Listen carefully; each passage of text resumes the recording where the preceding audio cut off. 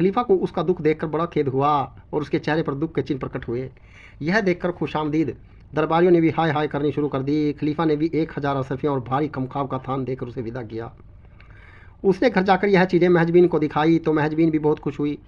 उधर खलीफा को महजबीन के मरने का इतना अफसोस हुआ कि वह दरबार का काम काज जल्दी निपटाकर महल में आया और बेगम को शोक मगन देखकर दिलासा देने लगा। भगवान की इच्छा के आगे किसी का वश नहीं है, अब तुम महजबीन को भूल जाओ, वह आप वापस नहीं आ सकती। जुबैदा ने कहा, आप क्या कह रहे हैं? महजबीन नहीं बल्कि अब्बुल हसन मरा है। मैं तो महजबीन के विधेयत्व से दुखी हूँ। खलीफा हंसकर मसरूर से कहा, देखो बेगम जैसी समझदार औरत ऐसी पागलपन की बातें कर रही है। मरी है महजबीन और यह कह रही है कि अब्बुल हसन मरा है। अरे बेगम साहब, अब्बुल हसन के मरने का रंज न करो, वह तो मरा ही नहीं। तुम अगर अपनी पुरानी और प्रिय दासी की मृत्यु का शोक करो तो समझ में आने वाली बात है और स्वाभाविक भी है। अब्बुल हसन हट्टा कट्टा है। अभी कुछ ही देर पहले वह अपनी स्त्री की मौत पर रोता बिलखता दरबार में आया था। सभी लोगों ने उसे देखा। यह मसरूर भी उस समय मौजूद था।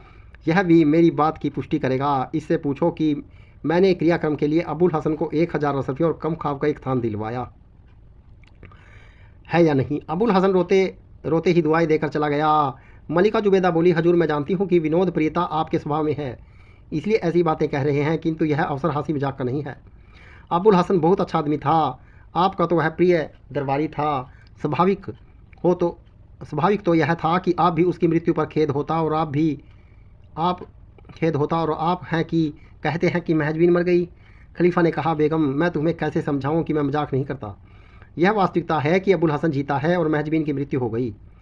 जुबैदा ने कहा, आपको कुछ भ्रम है। दासी का पति मरा है, वह नहीं मरी।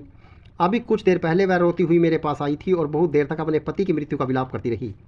उसकी दशा देखकर यह सब दासियाँ रोने लगी, बल्कि मुझे भी रोना आ गया। आप इन सब से पूछ सकते हैं कि यह बात ठीक है या नहीं। मैंने महजबीन को मृतक का संस्कार करने के लिए 1000 अशरफियाँ और एक कम ख्वाब का एक थान दिया है। मैं तो आपके पास अब्बुल हसन के मरने की खबर भिजवाने वाली थी। दोनों देर तक इसी तरह तकरार करते रहे। अंत में तंग आकर खलीफा ने मसरूर से कहा, मैं जानता हूँ कि महजबीन मरी है, फिर भी यह बहस खत्म होनी चाहिए। तुम जाकर अपनी आंखों से देख कर आओ कि महजबीन मरी या नहीं। मसरूर के जाने के बाद भी खलीफा और जुबैदा में बहस होती रही। दोनों अपनी अपनी बात पर अड़े थे। खलीफा ने कहा, इसी बात पर हम दोनों ने बाजी लग जाए। अगर अब्बुल हसन के मरने की तुम्हारी बात सच निकले तो मैं फला बाग तुम्हारे नाम कर दूंगा, और अगर महजबीन की मौत की बात सच निकली तो मैं तुम्हारा कठपुतलियों वाला महल ले लूँगा। जुबैदा ने कहा, मुझे यह शर्त मंजूर है। वे दोनों मसरूर की वापसी की प्रतीक्षा करने लगे।